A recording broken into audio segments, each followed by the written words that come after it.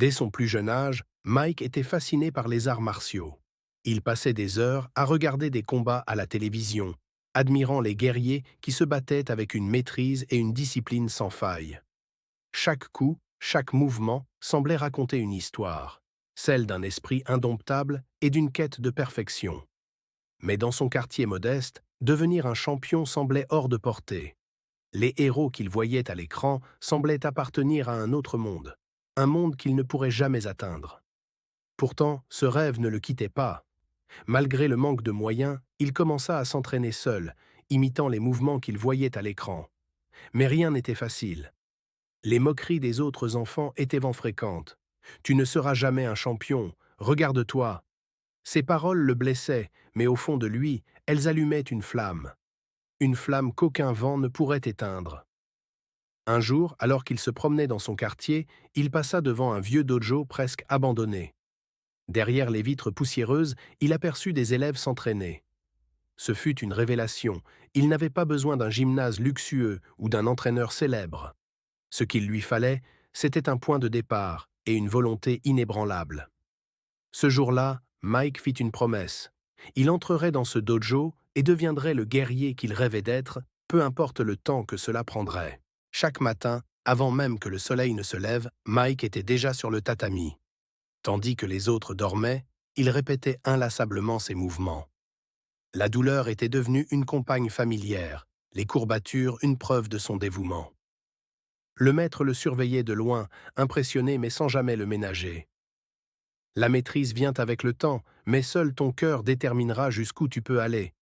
Ces mots guidaient Mike dans chaque coup de poing, chaque chute, chaque moment de doute. Mais cette détermination avait un prix.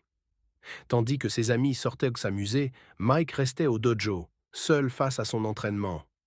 Chaque heure passée à perfectionner sa technique était une heure volée à sa jeunesse. Même sa famille avait du mal à comprendre son obsession. « Pourquoi tu t'infliges ça ? Ça ne te mènera nulle part », disait un certain. Mais Mike savait qu'il n'avait pas besoin qu'on le comprenne. Il n'avait qu'un seul objectif, devenir meilleur qu'il ne l'était la veille. Avec le temps, son travail acharné commença à porter ses fruits.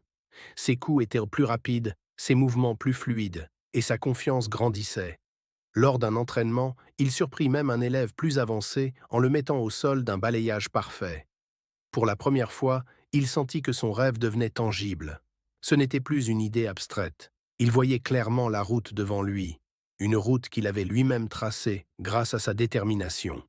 Après des mois de préparation, le moment était venu pour Mike de tester ses compétences. Son maître l'avait inscrit à un tournoi local, une compétition modeste mais impitoyable. Dans les gradins, l'ambiance était électrique, les spectateurs impatients de voir les combats. Lorsqu'il monta sur le tatami pour son premier combat, son cœur battait à tout rompre. Face à lui, un adversaire plus grand, plus expérimenté. Les premiers échanges furent brutaux, chaque coup reçu lui rappelant qu'ici, la victoire ne se donne pas, elle se mérite. Mais Mike avait un atout que son adversaire n'avait pas, une endurance et une résilience forgées par des mois d'entraînement acharné. Peu à peu, il trouva son rythme, esquivant avec précision et plaçant des coups calculés. Lorsqu'il parvint à mettre son adversaire au sol d'un balayage spectaculaire, la foule explosa. Ce n'était qu'une petite victoire dans un petit tournoi, mais pour Mike, c'était monumental. Ce moment marqua un tournant. Il avait prouvé, non seulement aux autres, mais à lui-même, qu'il avait sa place sur ce tatami. Avec chaque tournoi, Mike gagnait en confiance et en reconnaissance. Les victoires s'enchaînaient, mais elles n'étaient jamais faciles.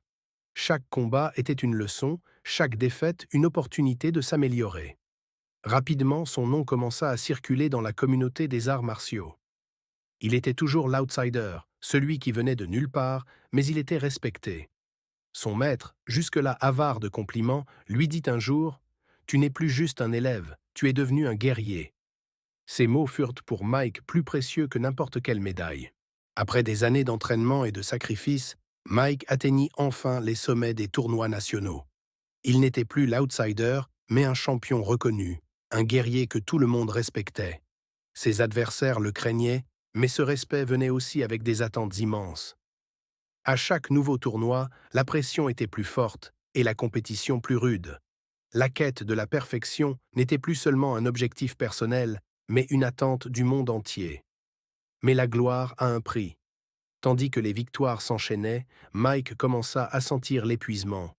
Son corps, qu'il avait tant poussé, portait les traces de l'usure.